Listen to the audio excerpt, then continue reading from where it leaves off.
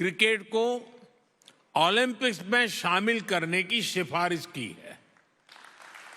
Virat is the third most followed athlete in the world on social media with 314 million followers.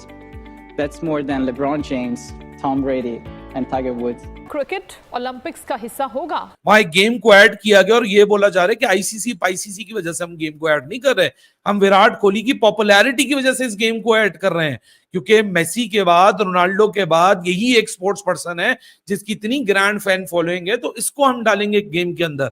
किसकी वजह से आई है? बाबर आजम की वजह से? नहीं तो अब विराट कोहली की वजह से। मैं कहता हूं वो क्रिकेट का फादर है। अगर आपकी वजह से नहीं आई है तो भाई आप जलते रहिए, कुड़ते रहिए। आज तो ओलंपिक्स की बॉडी ने विराट की किंगशिप के ऊपर यहाँ मोहर लगा दी है। अब तो जितने तड़पते रहो, जितने जलते रहो, जितने उछलते रहो, जितने शोर मचाते रहो, विराट कोहली को जो आज ऊपर वाले ने, अल्लाह ने इज्जत बख्श दी है ना मेरे भाइयों, वो इज्जत ऊपर वाले बख्शते हैं, वो नसीब में ऊपर वालों के होता है। ऐसे ही ओलंपिक की जो क्रिकेट का आना, ये इसकी जो हिस्ट्री लिखी गई है, ये विराट कोहली के नाम पे लिखी गई है।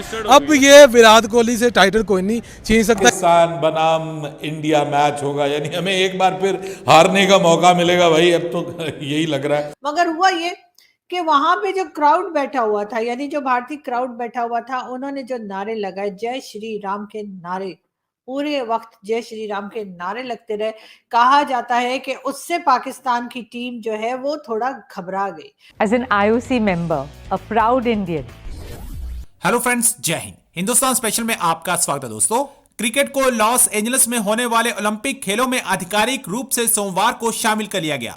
128 साल बाद ओलंपिक खेलों में क्रिकेट की वापसी होने जा रही है। 2028 में होने वाले लॉस एंजलिस ओलंपिक्स में क्रिकेट T20 प्रारूप में खेला जाएगा। इसके अलावा अंतरराष्ट्रीय ओलंपिक समिति ने अपने 141वें सत्र में जिन अन्य खेलों को शामिल किए जाने की मंजूरी दी है, उनमें स्क्वैश, बेसबॉल, सॉफ्टबॉल, लैक्रोस और फ्लैग फुटबॉल शामिल है।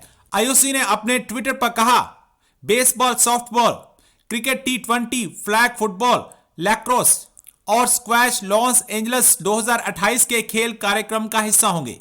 आपको यहां बता दें कि क्रिकेट के ओलंपिक्स में शामिल को लेकर विराट कोहली को बड़ी वजह माना जा रहा है। दरअसल क्रिकेट को ओलंपिक्स में शामिल करने की बातचीत और वोटिंग के दौरान कोहली का भी जिक्र हुआ। इटली के ओलंपिक चैंपियन, निशानेबाज और लॉस एंजलिस 2028 के खेल निर्देशक निकोलो ने कोहली की लोकप्रियता का उदाहरण दिया। दूसरी तरफ बहुत बहुत मुबारक हो, 128 साल बाद क्रिकेट खेली जाएगी ओलंपिक्स में। I am sure T20 format से खेली जाएगी।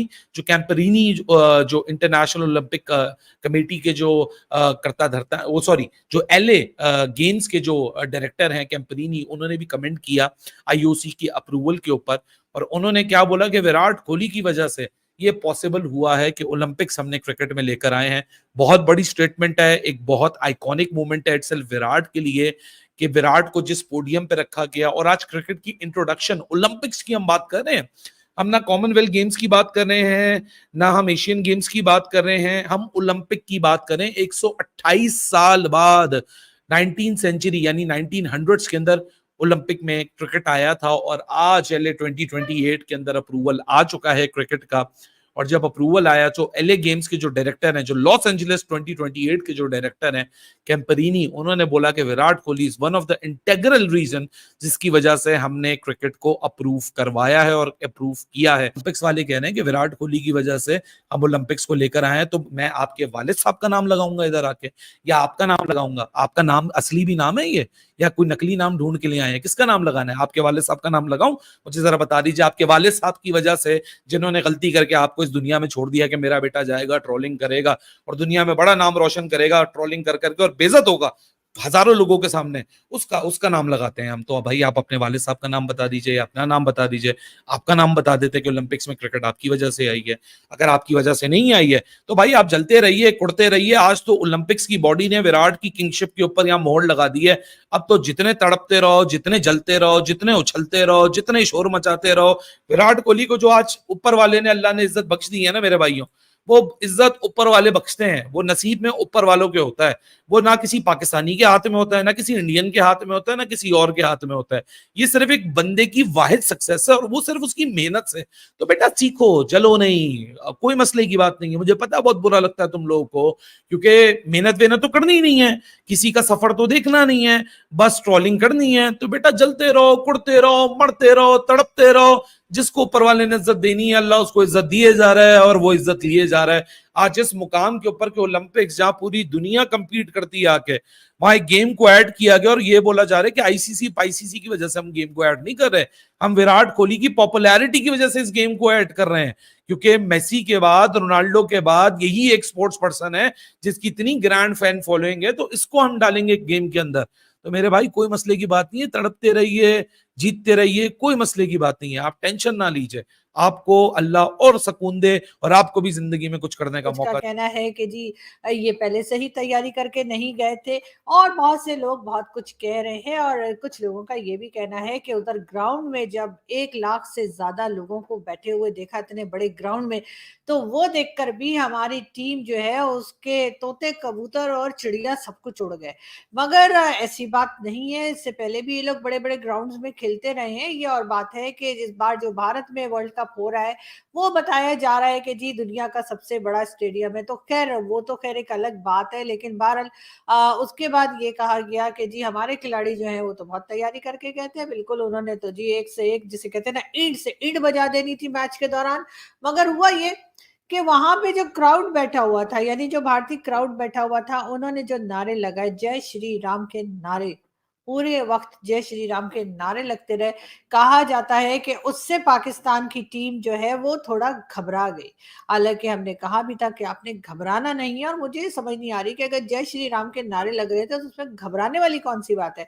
इसका तो मतलब यही होना चाहिए था कि जी भगवान राम जो है उनका आशीर्वाद भी इनके साथ है, लेकिन खैर, या उनकी कहना चाहिए कि उनकी ब्लेसिंग्स भी इनके साथ है। लेकिन न जाने क्यों घबरा गए, और घबराना तो तब चाहिए था अगर वहां पे कोई एक सिंगल बंदा उठ के कह देता अल्लाह अकबर, तो फिर मेरे ख्याल है घबरा जाना चाहिए था। इसलिए कि आपको मालूम है कि वैसे तो अल्लाह अकबर से भी बहुत से लोग कहते हैं घबराने की बात नहीं है, मगर कई बार हमने देखा है कि अल्लाह अकबर कह के और उसके बाद या तो कोई फट फुट जाता है या कोई मार मोड़ देता है, तो इस तरह की बात होती है। तो इसलिए मेरा ख्याल है कि घबरा जाना चाहिए था। लेकिन बहरहाल इस वक्त जो जय श्री राम के नारे लगे उससे हमारी टीम को हरगिज नहीं घबराना चाहिए था। लेकिन बहरहाल हो सकता है कोई और वजह रही हो। उससे पहले जी हमारे टीम के खिलाड़ी रिजवान, जिनका नाम है, उन्होंने नमाज भी पढ़ी थी ग्राउंड में। और हालांकि उसका कोई नमाज का टाइम नहीं था, मेरे ख्याल है 10 साढ़े 10 बज रहे थे, और 10 साढ़े 10 बजे कोई नमाज नहीं होती, लेकिन बहरहाल फिर भी उन्होंने नमाज पढ़ी। तो अगर आप अपने रिलीजन का कुछ फॉलो कर सकते हैं, तो हिंदुस्तान जहां पर 80% हिंदू रहते हैं, वहां पर जाके आप कह रहे हैं कि जी जय श्री राम के नारे क्यों लग गए। अच्छा चले, वो भी मान लिया कि आप घबरा गए, तो आपने कानों में रुइयां डाल लेनी थी अगर आपको इतना प्रॉब्लम हो रहा है इस बात से।